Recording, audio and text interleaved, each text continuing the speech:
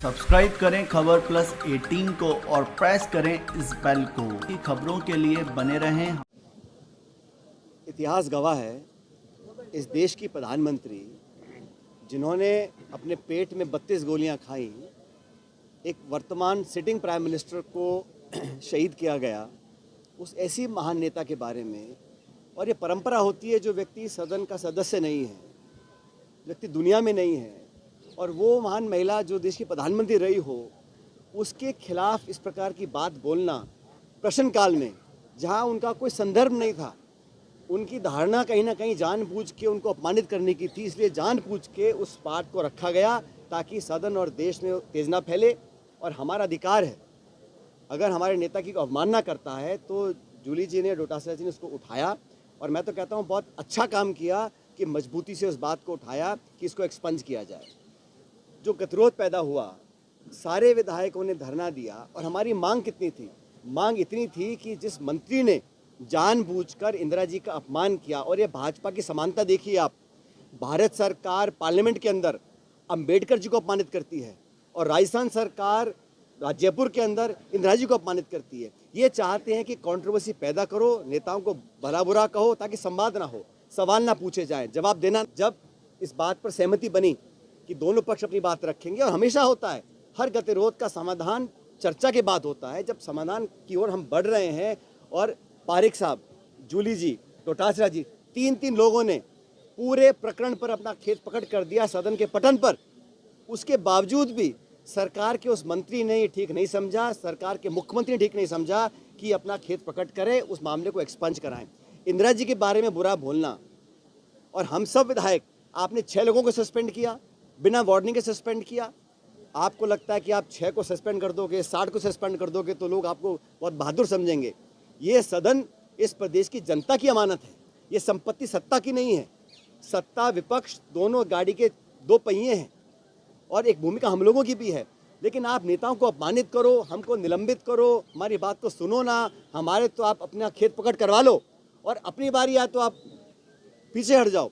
ये नैतिकता के आधार पर गलत है। आज जो हजारों की संख्या में लोग इकट्ठे हुए कांग्रेस पार्टी के आह्वान पर, नेता प्रतिपक्ष और डोटासरा जी के आह्वान पर, इस बात को दिखलाता है कि हमारे देश में परंपराएं, संस्कृति, इतिहास ऐसी नहीं है कि आप जो इस दुनिया में नहीं हैं, जो पदों पर रहे हैं, इनके बहुत से नेता दुनिया में नहीं हैं, हम उनके बारे में बुरा बोलें, कैसा लगेगा भाजपा के साथियों को? तो ये जो नई प्रकार की राजनीति उत्पन्न हो रही है, ये नकारात्मक राजनीति है। और आज में सब ने निर्णय किया है मिलकर कि हमारे 6 सदस्यों का निलंबित किया है। हम तमाम पूरा कांग्रेस विधायक दल, नेता प्रतिपक्ष के नेतृत्व में हम लोग सब साथ रहेंगे। सरकार की जिम्मेदारी होती है सदन को चलाना, विपक्ष की जिम्मेदारी नहीं है, ये जिम्मेदारी सरकार की है। सरकार नहीं चाहती कि कठोर सवाल पूछे जाएं, और जब सदन को चलाना है तो मान सम्मान के साथ। जो समझौता हो गया, और जो माननीय मंत्री महोदय जो पहली बार के बने हैं, अपने विवेक से, कोई जिक्र इंदिरा जी का समय का था ही नहीं, प्रश्नकाल में जानबूझकर उनका जिक्र किया गया। और उससे बड़ी बात यह कि जो प्रदेश के प्रभारी हैं भाजपा के, अग्रवाल जी, वो क्या टिप्पणी कर रहे हैं? वो जिम्मेदार व्यक्ति हैं, उनको बुलाना चाहिए मंत्री को कि हमारे देश का कोई पूर्व प्रधानमंत्री हो, उसके खिलाफ सदन के पटन पर आप इलेक्शन में बोलो, भाषण दो, अलग बात है। सदन के पटन पर शपथ लेवा मंत्री एक देश की पूर्व शहीद प्रधानमंत्री के बारे में ऐसी बात बोलता है, और प्रदेश के प्रभारी उसको पीठ थपथपा रहे हैं। तो सरकार में ये मंशा बन गई है कि इस प्रकार का काम करो, सदन को बंद रखो। लेकिन इशू ये है कि जिस मंत्री ने इंदिरा जी को अपमानित किया, सदन के पटन पर देश के सामने अपमानित किया, उस पर खेद प्रकट करने में उनकी नाक कट रही है।